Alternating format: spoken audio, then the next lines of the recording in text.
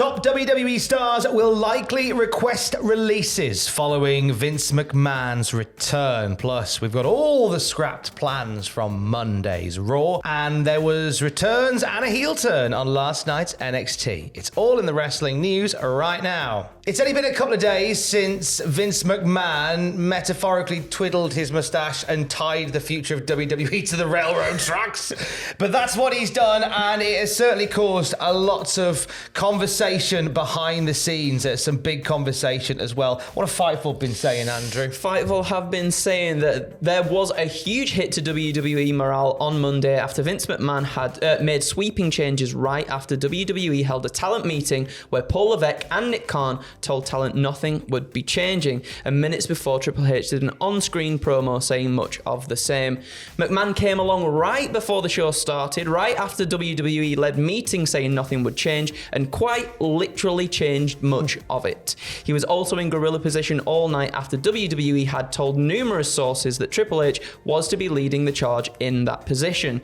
Several of the women on the roster were very disappointed, including a number of them that weren't even at the show.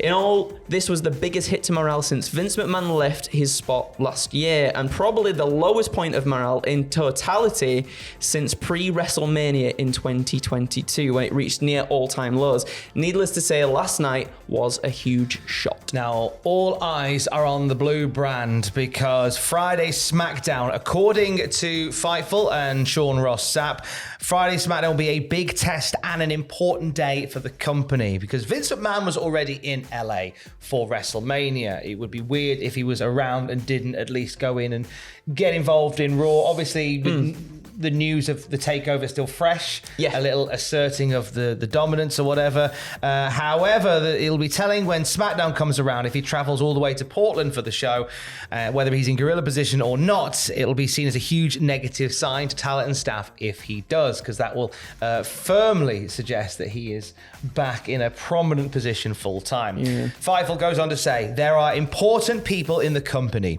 who had no idea he was planning to make changes on Monday and don't know his plans for Friday. Fightful heard from at least two talent, including one near the top of the card that said they will likely request their releases if this is a trend moving forward, and another that said they'll just ride out their contract deal.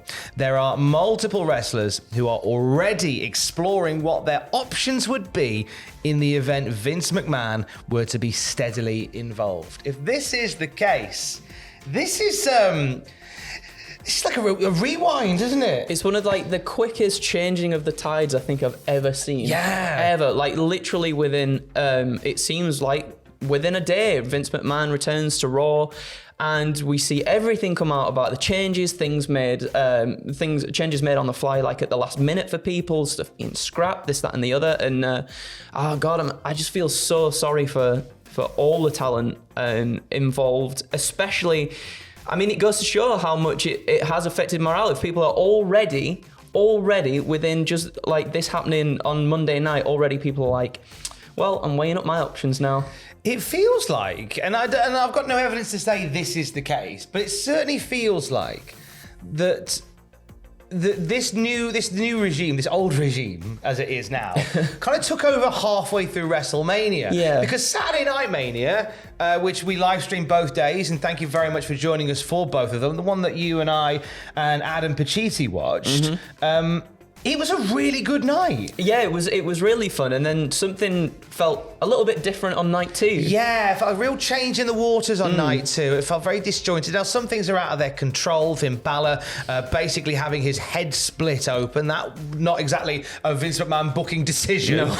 Shane McMahon, whilst the decision to have Shane McMahon be a surprise opponent for The Miz when we couldn't get a match for Bobby Lashley, that was a booking decision, Shane tearing his quad wasn't.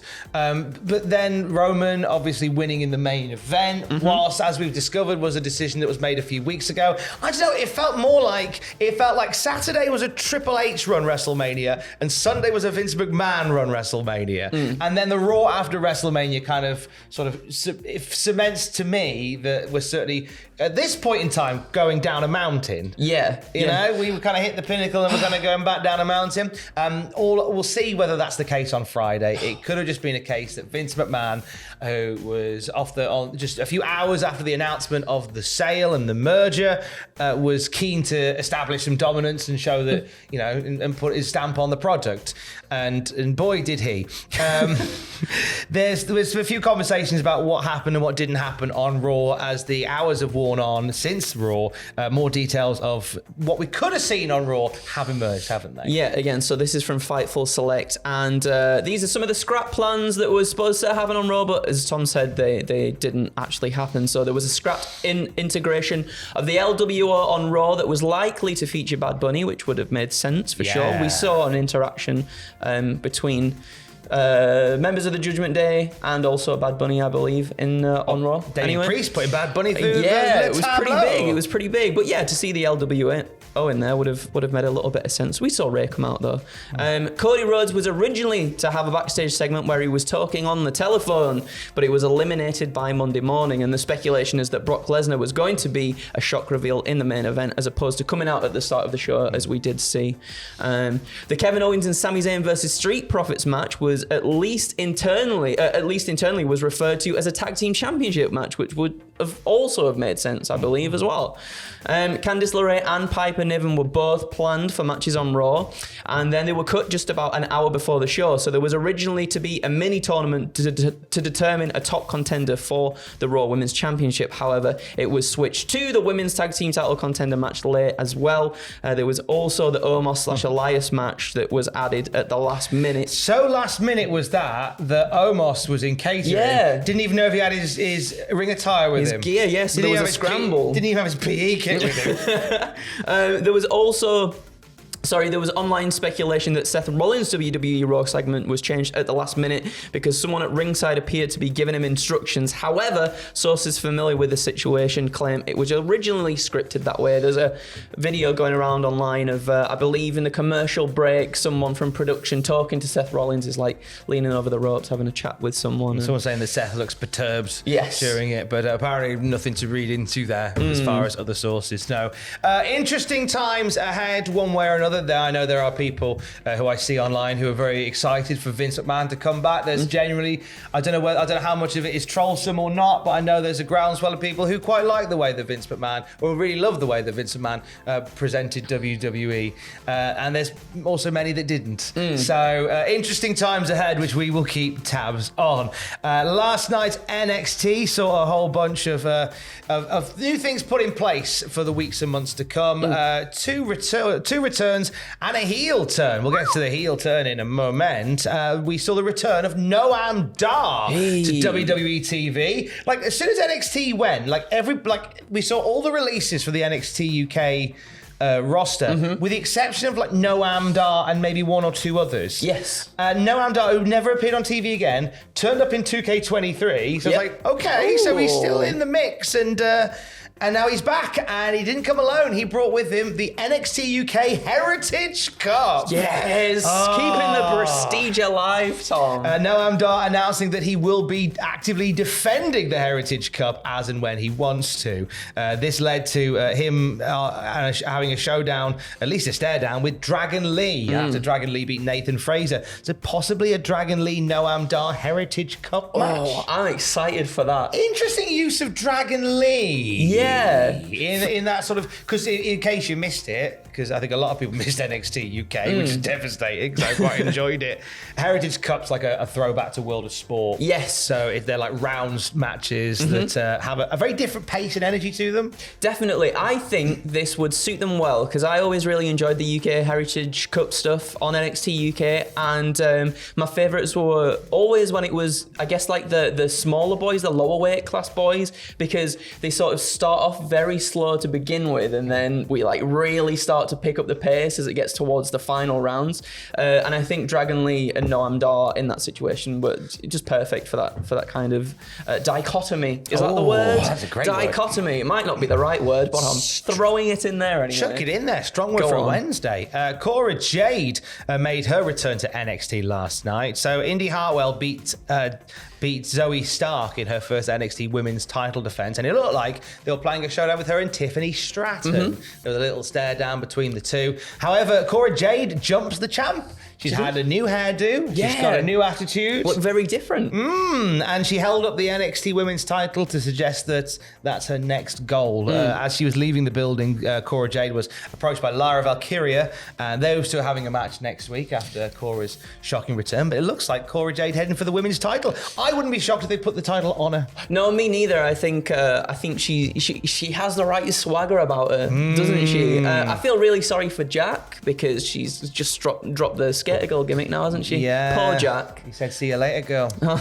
Wasn't skater Very enough good. for her. So Very amongst good. all the returns, we saw a heel turn close out last night's NXT, didn't we? We did. It's that barky dog man himself, Bron Breakker, turned heel on Carmelo Hayes last night. So Breakker was invited to join Hayes for a championship celebration, and then Breakker told Hayes it's his job to pass the torch to the next guy who wins the title, leading to they had a nice little hug, Tom, but it was a swerve City Central, and Breakker laid out Hayes with a lariat and a slam to end the show. Breakker's got a fantastic spear on him as well.